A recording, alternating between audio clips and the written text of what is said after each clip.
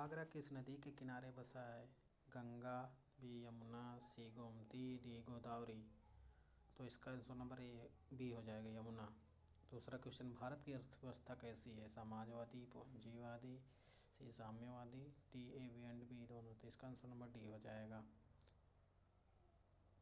चंद्रगुप्त किसके शिष्य थे? ऋषभदेव के, पार्श्वनाथ के, भद्रबाहु के एंड बी दोनों। तो इसका सी आंसर सही हो जाएगा, भद्रबाहु के।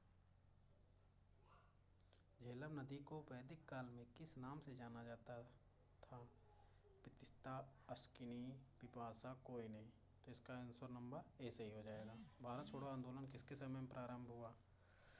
William Bentinck, lord Hardinge, Curzon, Linlithgow. तो इसका आंसर नंबर डी सही हो जाएगा। इलाहाबाद की संधि कब हुई, किसके द्वारा हुई?